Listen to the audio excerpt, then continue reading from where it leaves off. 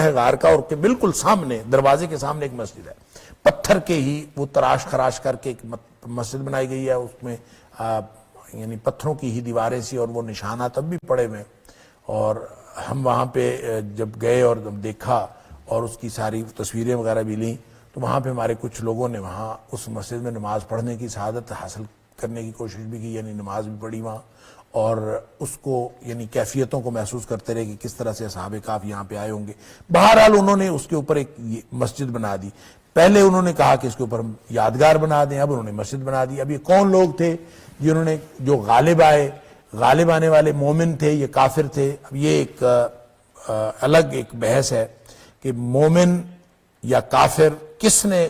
یہ پلاننگ کی کہ ان کے اوپر یادگار بنائی جائے، اور کس نے وہاں پہ مسجد بنائی؟ مسجد بنائی ہو یا یادگار بنائی ہو، یادگار بنانا بھی مسلمانوں کا کام نہیں ہے. یہ یادگاریں اس طرح کی بنانا بت پرستی کا آغاز کیا گیا، اور علامہ ابن کثیر نے اپنی تفسیر کے اندر اور اپنی تاریخ کے اندر لکھا ہے کہ یہ جو بت پرستی کا آغاز ہوا تھا یادگاروں سے ہی ہوا تھا. لہذا یہ یادگار بھی اگر بنانی تھی تو یہ اہل ایمان کا شیوا کبھی نہیں رہا. اور رہ گئی بات یہ کہ مسجد بنائی جائے تو مسجد کے بارے میں بھی نبی اکرم صلی اللہ علیہ وسلم نے اس کو پسند نہیں فرمایا. آپ نے فرمایا لعن اللہ الیہود والنصارى، اللہ تعالیٰ لعنت کرے یہودیوں اور عیسائیوں پر، اتخذوا قبور انبیائہم مساجدا، انہوں نے اپنے نبیوں کی قبروں کو مسجدیں بنا لی. لہذا قبروں میں مسجد بنانا، یہ قبرستان میں مسجد بنانا، اس کو تو نبی کریم صلی اللہ علیہ وسلم نے پسند نہیں کیا، اور اس کا مطلب شریعت اسلامیہ میں یہ پسندیدہ نہیں ہے. اس لیے امام شوکانی کا تو اگرچہ خیال یہ ہے کہ یہ جو لوگ غالب آئے تھے انہوں نے مسجد بنائی اور یہ ایمان والے تھے، لیکن علامہ ابن کثیر علیہ الرحمہ کا خیال یہ ہے کہ ایمان والوں کے ہاں قبروں کے اوپر یادگار بنانا یا قبروں کے اوپر مسجد بنانا کبھی بھی پسندیدہ نہیں رہا. اس لیے یہ لوگ مومن نہیں ہوں گے، بلکہ اس وقت کے بادشاہ یا جو بھی بادشاہ کے مقربین تھے، جو یعنی مقتدر طبقہ تھا وہی تھا، اور وہ غالب آئے اور انہوں نے اس کے اوپر ایک یادگار یا مسجد نام کی کوئی چیز بنا دی، ایک عبادت گاہ بنا دی.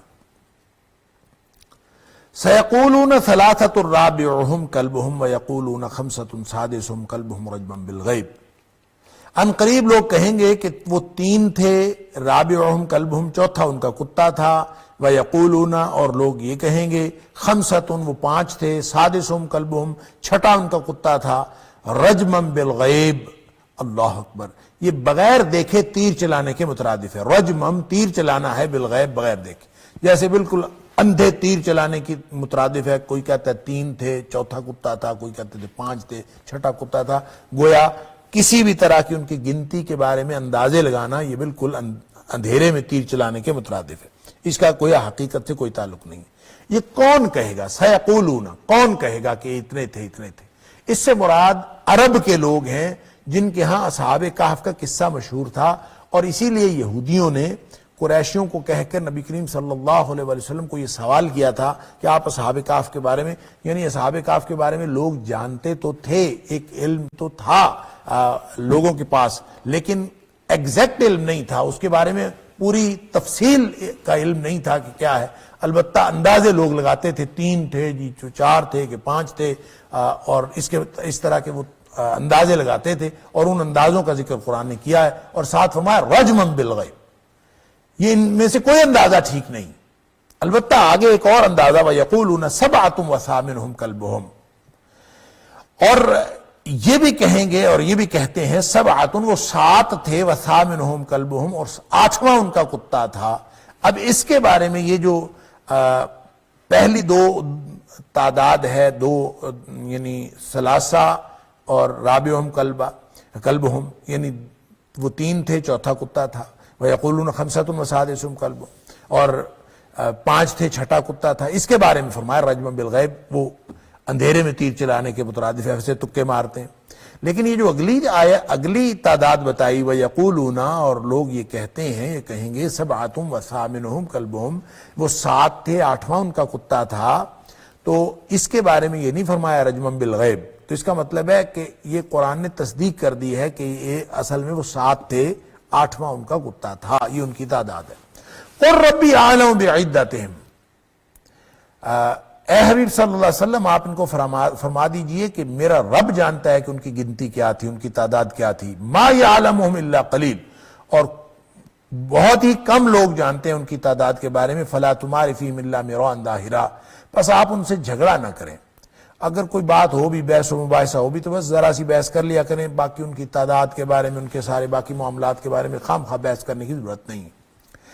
ظاہری سا ایک سرسری سا جھگڑا، سرسری سی بات ہو جائے تو کوئی حرج نہیں، باقاعدہ بحث و مباحثے اور جھگڑے کی کوئی ضرورت نہیں۔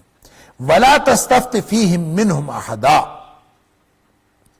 اور ان کے بارے میں ان سے کسی سے بھی پوچھنے کی ضرورت نہیں ہے، لا تستفت، اور نہ پوچھیں آپ کسی سے، فیہم ان کے بارے میں، منہم ان سے، احدا کسی بھی طرح کوئی بات ان سے نہ پوچھیں، اس لیے کہ لوگوں کے پاس اتھینٹک نالج ہے ہی نہیں، لوگ ایسے سینہ گزٹ باتیں اور ایسے افواہیں سی اور مختلف قسم کی نان اتھینٹک باتیں ہیں، اور آپس میں لوگ گفتگو بھی جو کرتے ہیں وہ اس میں کوئی معقولیت بھی نہیں ہے، اور لوگ خام خواہ جھگڑے پر اتر آتے ہیں۔ تو فرمایا کہ کوئی ضرورت نہیں ہے جھگڑا کرنے کی، جھگڑا کرنے کی اس لیے بھی ضرورت نہیں ہے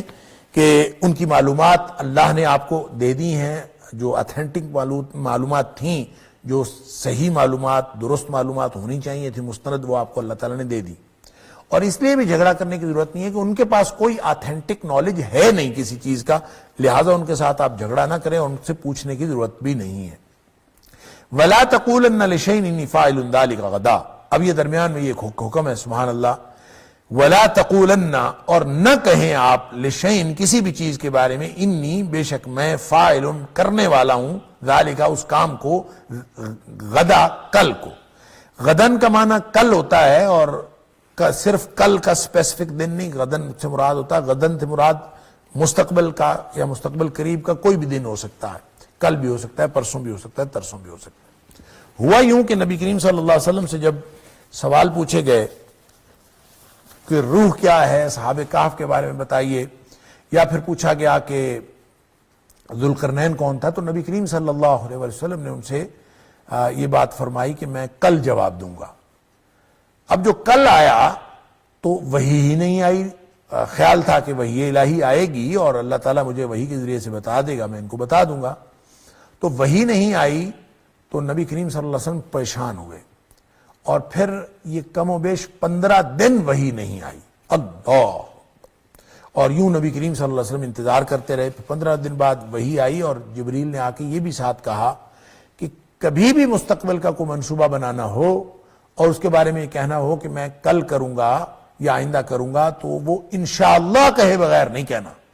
وَلَا تَقُولَنَّ لِشَيْءٍ إِنِّي فَاعِلٌ ذَلِكَ غَدًا، کسی کی بھی چیز کے بارے میں یہ نہ کہیں کہ میں ایسا کروں گا کل کو، الا مگر ان یشاء اللہ،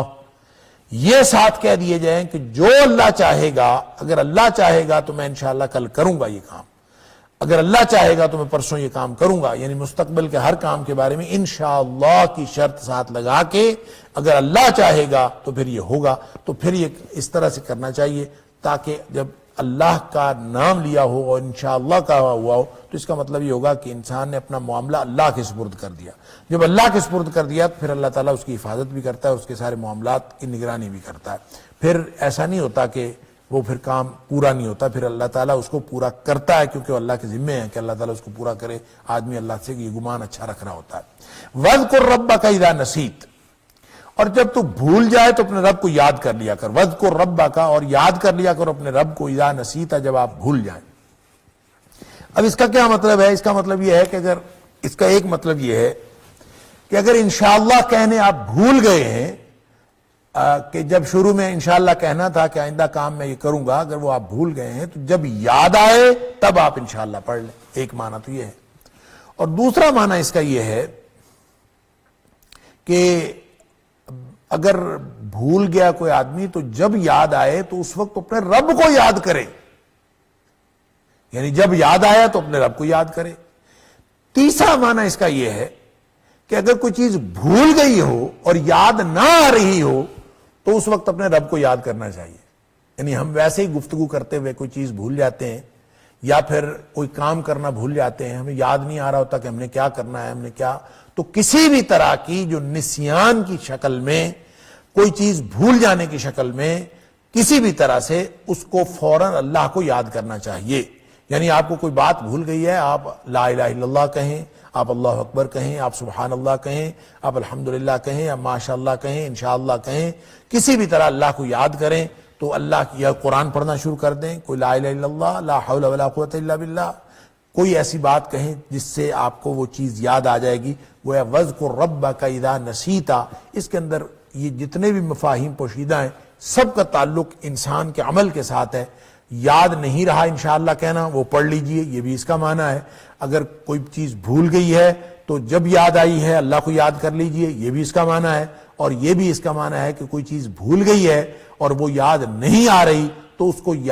واپس یاد لانے کے لیے اور واپس یاد کرنے کے لیے اور واپس ذہن میں لانے کے لیے اللہ کی یاد ضروری ہے۔ وَاذْكُرْ رَبَّكَ اِذَا نَسِيتَ، یعنی عملی طور پر یہ کرنے کا کام ہے کہ آپ اللہ کو یاد کریں۔ اور اللہ کو یاد کرنے کے کیا طریقے ہو سکتے ہیں؟ وہ کوئی بھی طریقہ ہو سکتا ہے، وہ ذکر کرنا بھی ہو سکتا ہے، وہ نماز پڑھنا بھی ہو سکتا ہے، کیونکہ قرآن نے کہا اقم الصلاۃ لذکری، میری یاد کے لیے نماز پڑھا کرو۔ تو سب سے بڑا کام سب سے بڑا ٹول جو ہے اللہ کی یاد کا وہ نماز ہے۔ اسی لیے نبی اکرم صلی اللہ علیہ وسلم کو جب کوئی اہم مہم درپیش ہوتی تھی یا کوئی بھی کام ان کو درپیش ہوتا تھا تو صحابی کہتا ہے اذا حضبہ امر، نبی اکرم صلی اللہ علیہ وسلم کو جب بھی کوئی معاملہ درپیش ہوتا تھا صلی، تو آپ اسی وقت نماز پڑھنا شروع کر دیتے تھے۔ گویا یہ ایک اللہ کی مدد کا طریقہ بھی ہے، یا ایھا الذین آمنوا استعینوا بالصبر والصلاۃ، اس کے ذریعے سے اللہ کی مدد بھی آتی ہے اور اسی طرح بھولی ہوئی چیزیں بھی یاد آ جاتی ہیں اور انسان لا شعور سے شعور میں بھی آ جاتا ہے۔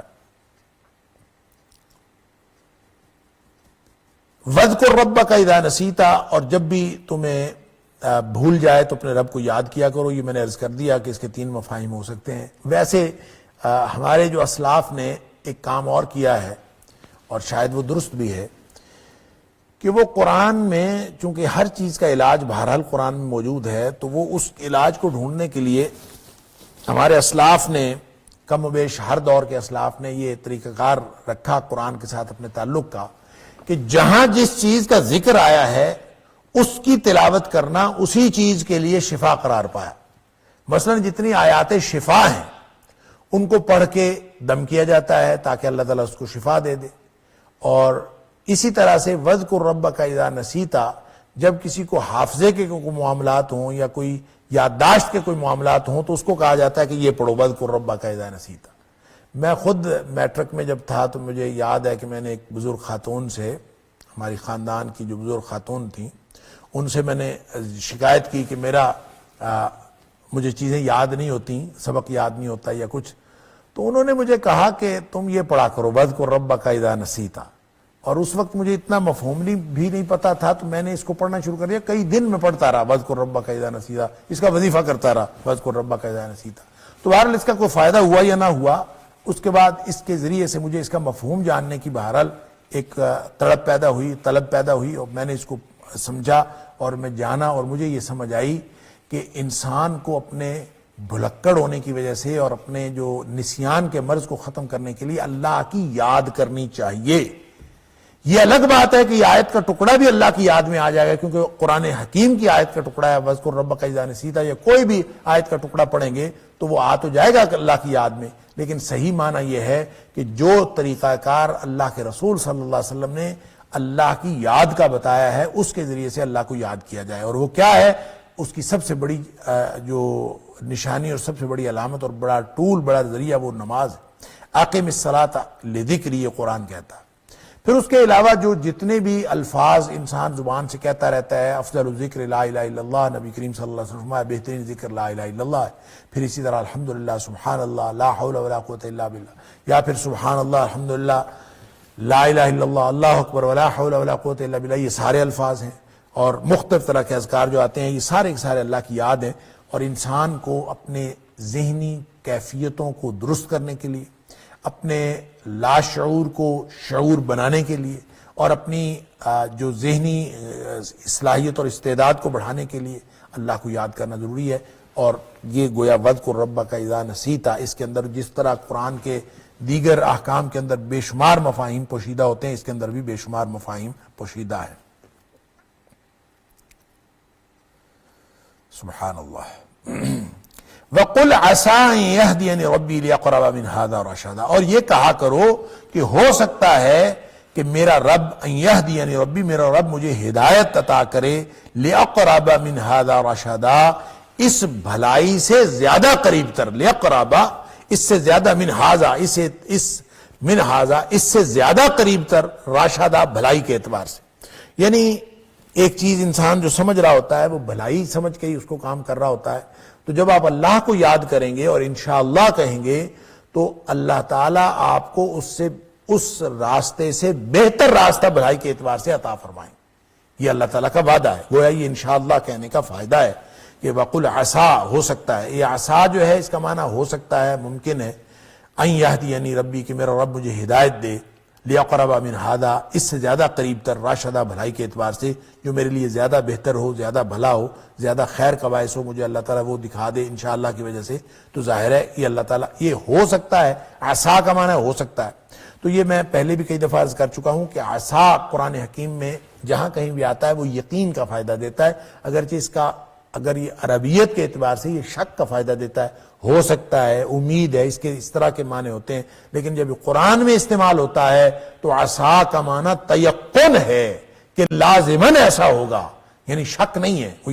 یقین کا فائدہ دیتا ہے. عسیٰ ان یہدینی ربی کہ اللہ مجھے شفا دے، اللہ تعالیٰ مجھے ہدایت دے گا، لیقرب من ھذا اس سے زیادہ قریب تر بات کی، راشدہ بھلائی کے اعتبار سے.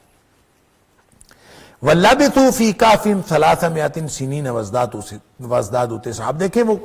قصہ بھی چل رہا ہے، بڑھ رہا ہے، اس کے درمیان میں یہ جملہ معترضہ کے طور پر ایک چیز بتا دی کہ انشاءاللہ کہنا چاہیے، کیونکہ نبی کریم صلی اللہ علیہ وسلم نے اس موقع پر انشاءاللہ نہیں فرمایا تھا. تو اس کے بعد نبی کریم صلی اللہ علیہ وسلم کا معمول تھا کہ ہر بات سے پہلے آپ انشاءاللہ فرمایا کرتے تھے. وَلَبِثُوا فِي كَهْفِهِمْ 300 سِنِينَ وَازْدَادُوا تِسْعًا. وہ لوگ غار میں پڑے رہے، لبثوا وہ ٹھہرے رہے، فی کہفہم اپنے غار میں، 300 سنین 300 سال، وازدادوا تسعا اور اس پر انہوں نے زیادہ کیے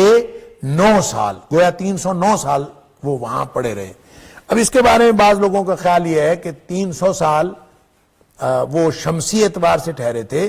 اور 9 سال یہ جو زائد ہیں یہ قمری اعتبار سے بنتے ہیں. گویا ٹھہرے تو وہ 300 سال تھے جو شمسی اعتبار سے تھے، اور انہی کو 309 گنا گیا قمری اعتبار سے، تو 309 سال تک وہ ٹھہرے رہے. قُلِ اللَّهُ أَعْلَمُ بِمَا لَبِثُوا. اب یہ بات کہ 309 سال تک ٹھہرے لگتا یہ ہے کہ یہ بھی عرب میں مشہور تھی کہ وہ 309 سال تک ٹھہرے رہے، یا لوگ یہ سمجھتے تھے کہ سینکڑوں سال تک ٹھہرے رہے لیکن ان کو ایگزیکٹ معلوم نہیں تھا. اب یہ بتا بھی دیا ہے کہ 309 سال تک ٹھہرے رہے، اور ساتھ یہ فرمایا ہے کہ یہ جس طرح تعداد کے بارے میں پہلے بتایا تھا کہ فلا تمار فیہم الا مراء ظاہرا، کہ ان کے ساتھ جھگڑا نہ کریں، ایک سرسری پوچھ گچھ کے علاوہ زیادہ جھگڑا کرنے کی کوئی ضرورت نہیں ہے. اسی طرح یہاں بھی فرمایا کہ یہ اس کے بارے میں سوئے تو وہ 309 سال ہیں. قُلِ اللَّهُ أَعْلَمُ بِمَا لَبِثُوا. لیکن آپ کے ساتھ جب بات ہو تو آپ کہتے ہیں اللہ جانتا ہے کہ وہ کتنی دیر ٹھہرے رہے، کتنی دیر وہاں سوئے رہے، ہمیں کیا ضرورت ہے کہ اس کی تفصیلات بتائیں، اور اللہ جانتا ہے. ایک اس کا معنی یہ بھی ہے، اور ایک یہ کہ اللہ جانتا ہے اور اللہ نے بتا دیا ہے 309 سال تک سوئے رہے. اب کوئی شخص اس کے علاوہ کوئی بات کرے تو وہ قابل تسلیم نہیں ہے. لہو غیب السماوات والارض، یہ وہی جانتا ہے کہ کتنی دیر سوئے رہے. کیوں؟ اس لیے کہ زمین و آسمان کا غیب اسی کے لیے، زمین و آسمان کا غیب اسی کے پاس. ابصر بہ واسمع، وہ بہت ہی زیادہ چیزوں کو دیکھنے والا بصیر ہے، واسمع اور بہت ہی زیادہ چیزوں کو سننے والا یعنی اسمع ہے. ما لہم من دونہ من ولی ولا یشرک فی حکمہ احدا، نہیں ہے ان کے لیے اس کے علاوہ من ولی کوئی کارساز، ولا یشرک اور وہ نہیں شریک کرتا فی حکم ہی اپنے حکم میں احدا کسی کو بھی. یعنی اللہ تعالیٰ کے بارے میں یہ کیٹیگوریکلی بتا دیا کہ اللہ اپنے حکم میں اپنے فیصلے میں کبھی کسی کو شامل نہیں کرتا. لہٰذا وہ کتنی دیر سوئے ہیں، کیا کر رہے ہیں، اللہ تعالیٰ نے ان کو کس طرح سے انتظامات کیا، یہ اللہ تعالیٰ کا علم بھی اللہ کا خاص ہے اور وہ قدرت بھی اللہ تعالیٰ کی خاص ہے. وَاتْلُ مَا أُوحِيَ إِلَيْكَ مِنْ كِتَابِ رَبِّكَ، آپ بس وہ کتاب پڑھ لیا کریں جو آپ کی طرف، آپ کے رب کی طرف سے نازل ہوئی ہے. لا مبدل لکلماتہ، اس کلام کے اندر قطعاً کوئی تبدیلی نہیں ہو سکتی. وَلَن تَجِدَ مِن دُونِهِ مُلْتَحَدًا، اور آپ اس کے علاوہ کوئی جائے پناہ نہیں پائیں گے. وَلَن تَجِدَ، اور ہرگز آپ نہیں پائیں گے، من دونہی، اس کے علاوہ، ملتحدہ، کوئی جائے پناہ. یعنی اللہ کا علم بھی اللہ کا، پناہ بھی اللہ کی، اور اللہ کا علم حاصل کرنا ہو تو قرآن پڑھنا پڑے گا. وَاتْلُ مَا أُوحِیَ إِلَیْکَ مِن کتاب ربک، کہ جو آپ کی طرف کتاب نازل ہوئی ہے اس کو پڑھا کریں، اور اس کو پڑھنے سے آپ کو علم حاصل ہوگا. اور دوسرا یہ کہ یہ جو علم حاصل ہوگا یہ یقینی علم ہے، لا مبدل لکلماتہ، اس کے اندر قطعاً کسی قسم کی تبدیلی نہیں ہے. وَلَن تَجِدَ مِن دُونِهِ مُلْتَحَدًا، اور آپ اپنے رب کے علاوہ کسی کو کسی بھی جگہ جائے پناہ نہیں پائیں گے. وَاصْبِرْ نَفْسَكَ مَعَ الَّذِينَ يَدْعُونَ رَبَّهُمْ بِالْغَدَاةِ وَالْعَشِيِّ يُرِيدُونَ وَجْهَهُ وَلَا تَعْدُ عَيْنَاكَ عَنْهُمْ تُرِيدُ زِينَةَ الْحَيَاةِ الدُّنْيَا وَلَا تُطِعْ مَنْ أَغْفَلْنَا قَلْبَهُ عَنْ ذِكْرِنَا وَاتَّبَعَ هَوَاهُ وَكَانَ أَمْرُهُ فُرُطًا. آپ اپنے آپ کو روکے رکھیں، مع الذین، ان لوگوں کے ساتھ، یدعون ربہم، جو اپنے رب کو پکارتے ہیں، بالغداۃ والعشی، جو صبح بھی اور شام بھی اپنے اللہ کو پکارتے ہیں، یریدون وجہہ، اور وہ اللہ کی رضامندی چاہتے ہیں. ولا تعد عیناک، آپ اپنی نظریں نہ ہٹائیں، عنہم، ان سے، ترید زینت الحیات الدنیا، دنیا کی زندگی کی چاہت رکھتے ہوئے آپ ان سے اپنی نگاہیں نہ ہٹائیں. ولا تطع من اغفلنا قلبہ،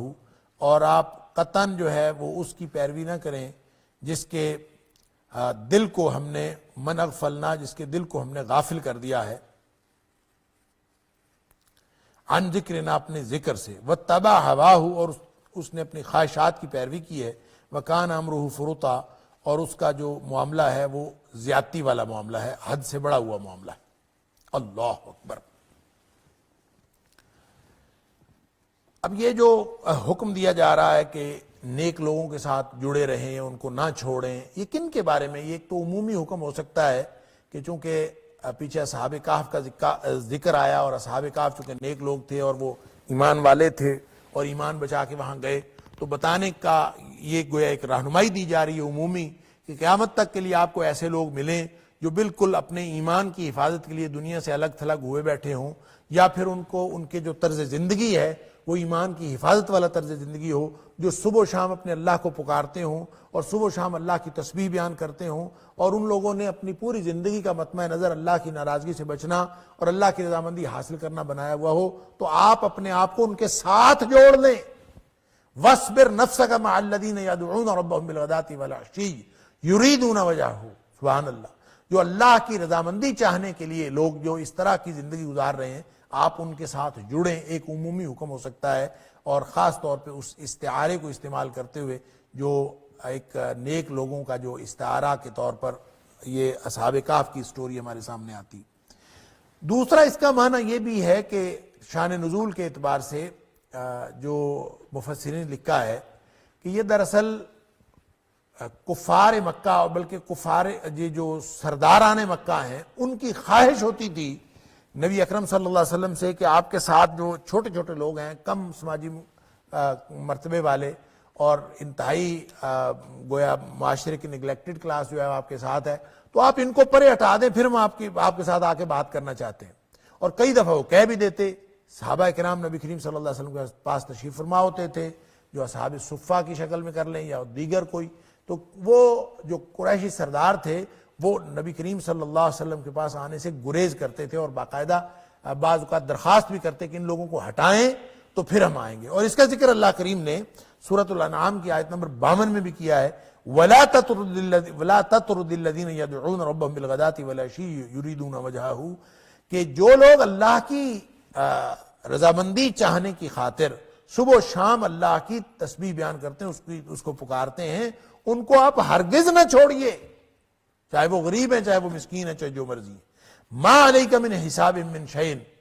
آپ کے اوپر ان کے حساب کوئی، ان کے اعمال ان کی وہ اپنی ذمہ داری ہے، وہ آپ کے اوپر کوئی حساب نہیں ان کا. وَمَا مِنْ حِسَابِكَ عَلَيْهِمْ مِنْ شَيْءٍ، اور نہ ہی آپ کا ان کے اوپر کوئی حساب ہے. فَتَطْرُدَهُمْ فَتَكُونَ مِنَ الظَّالِمِينَ، اگر آپ ان کو چھوڑ دیں گے تو آپ ظالموں میں سے ہو جائیں گے، لہذا ان کو چھوڑ نہیں سکتے. تو یہ گویا نبی کریم صلی اللہ علیہ وسلم کو ایک اصول دے دیا کہ ضابطہ جو ہے وہ یہ کہ کوئی بھی جو نیک لوگ ہیں ان کو نہیں چھوڑنا، چاہے وہ غریب ہیں چاہے وہ امیر ہیں، ان لوگوں کے ساتھ رہنا ہے۔ اور کہتے ہیں کہ نبی کریم صلی اللہ علیہ وسلم، مسلم شریف کی حدیث ہے کہ نبی کریم صلی اللہ علیہ وسلم کو کے پاس وہ لوگ آنا چاہتے تھے، اور انہوں نے دیکھا کہ حضرت سعد بن ابی وقاص رضی اللہ تعالیٰ عنہ، حضرت بلال رضی اللہ تعالیٰ عنہ، حضرت ابن مسعود رضی اللہ تعالیٰ عنہ، اسی طرح ایک صحابی جو قبیلہ حذیل سے تھا، اسی طرح دو اور صحابی، یہ نبی کریم صلی اللہ علیہ وسلم کے پاس بیٹھے تھے۔ تو قریشی سرداروں نے کہا کہ ان کو ہٹائیں یہاں سے، ہم پھر آئیں گے۔ اور نبی کریم صلی اللہ علیہ وسلم قریب تھا کہ نبی کریم صلی اللہ علیہ وسلم کو ہٹا دیتے، تو اللہ تعالیٰ نے یہ آیت اور اس طرح کی آیتیں نازل فرما دی، اور آپ نے فرمایا وَاصْبِرْ نَفْسَكَ مَعَ الَّذِينَ يَدْعُونَ رَبَّهُمْ بِالْغَدَاةِ وَالْعَشِيِّ۔ اے حبیب صلی اللہ علیہ وسلم، اب ظاہر ہے کہ اولین خطاب تو نبی اکرم صلی اللہ علیہ وسلم کو ہے، لیکن دراصل تمام مسلمانوں کو رہتی دنیا تک کے لیے یہ حکم ہے کہ آپ نے نیک لوگوں کا ساتھ نہیں چھوڑنا، ان کے ساتھ جڑے رہنا ہے، جو صبح و شام اللہ کی بندگی کرتے ہیں، اللہ کی تسبیح بیان کرتے ہیں، اللہ کو پکارتے ہیں اور اللہ کی رضامندی چاہتے ہیں۔ وَلَا تَعْدُ عَيْنَاكَ عَنْهُمْ تُرِيدُ زِينَةَ الْحَيَاةِ الدُّنْيَا، اور آپ ہرگز نہ ہٹائیں اپنی آنکھوں کو عنہم ان سے، ترید زینت الحیات الدنیا، اللہ اکبر،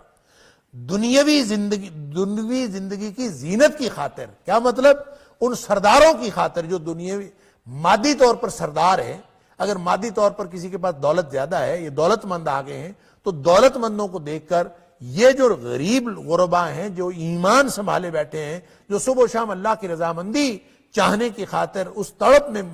رہتے ہیں، اس میں مبتلا رہتے ہیں، ان لوگوں کو نہ گوائیے، ان کو نہ چھوڑیے۔ گویا جو مادیت آپ کو اٹریکٹ کر رہی ہے اس کے اندر کوئی حقیقت نہیں ہے، وہ چاہے جتنے مرضی بڑے سردار ہیں، ان کی کوئی حقیقت نہیں ہے۔ آپ ان کی حقیقت سمجھیں، ان کے ایمان کی حقیقت ہے، لہٰذا اصل چیز ایمان ہوتا ہے، مادیت نہیں ہوتی۔ یہ گویا اس میں یہ بھی بات بتا دی، اور سرداران قریش کو ان کی حقیقت بھی یاد دلا دی کہ تمہاری کیا حقیقت ہے۔ اللہ تعالیٰ نے فرما دیا کہ قطعاً آپ نے ان کے ساتھ نہیں بیٹھنا، انہی کے ساتھ بیٹھنا، ان کو نہیں چھوڑنا۔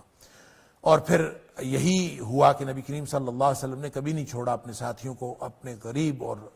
جو ادنا صحابی ہیں ان کو تو نبی کریم صلی اللہ علیہ وسلم اور زیادہ ان کا دھیان کرتے تھے۔ اور اللہ تعالیٰ نے، اللہ کے رسول صلی اللہ علیہ وسلم، مسلم شریف کے اندر حدیث ہے، آپ نے فرمایا کہ بعض یہ جو غریب غربا ہوتے ہیں، یہ تو اس قدر ہوتے ہیں اللہ والے اور پہنچے ہوئے، جو دین کا کام کرنے والے اور صبح و شام تسبیح بیان کرنے والے، پاکیزگی طہارت کا خیال رکھنے والے، کہ اگر یہ اللہ پر کسی بات کی قسم دے دیں تو اللہ تعالیٰ ان کی قسم پوری کر دے۔ یعنی اس قدر یہ لوگ جو ہیں وہ صاحب فضیلت ہوتے ہیں۔ تو اسی طرح ایک اور جگہ یہ آتا ہے کہ اللہ ان کو نہ چھوڑیے، اس لیے کہ جتنی بھلائیاں ہیں وہ ان چھوٹے لوگوں کی وجہ سے اللہ تعالیٰ عطا فرما رہا ہوتا ہے۔ پھر نبی کریم صلی اللہ علیہ وسلم نے فرمایا کہ برا ولیمہ وہ ہے جس میں بڑے لوگوں کی دعوت کی جائے اور بڑے لوگوں کو کھانا کھلایا جائے اور چھوٹے لوگوں کو کھانا نہ کھلایا جائے۔ اور آپ نے فرمایا چھوٹے لوگوں کا خیال رکھا کریں، اس لیے کہ جو چھوٹے لوگ ہیں ان کی وجہ سے تمہیں رزق دیا جاتا ہے، یعنی معاشرے کے جو کمتر طبقہ ہے ان کی وجہ سے تمہیں بھی رزق ملتا ہے، لہذا ان کو رزق میں بھی شامل کرنا چاہیے، ان کو ساتھ رکھنا چاہیے۔ اور یہ جو بات ہے وَاصْبِرْ نَفْسَكَ مَعَ الَّذِينَ يَدْعُونَ رَبَّهُمْ بِالْغَدَاةِ وَالْعَشِيِّ يُرِيدُونَ وَجْهَهُ وَلَا تَعْدُ عَيْنَاكَ عَنْهُمْ تُرِيدُ زِينَةَ الْحَيَاةِ الدُّنْيَا۔ یہ ایک ایسا ضابطہ ہے، اس اسپیسیفک ریفرنس کے علاوہ جو میں نے عرض کیا، اس کے علاوہ یہ ایک ایسا ضابطہ ہے کہ اپنے آپ کو ہمیشہ نیک لوگوں کے ساتھ جوڑے رکھو۔ وَلَا تُطِعْ مَنْ أَغْفَلْنَا قَلْبَهُ عَنْ ذِكْرِنَا، ان لوگوں کی بات نہ مانیں، ان کے پیچھے نہ چلیں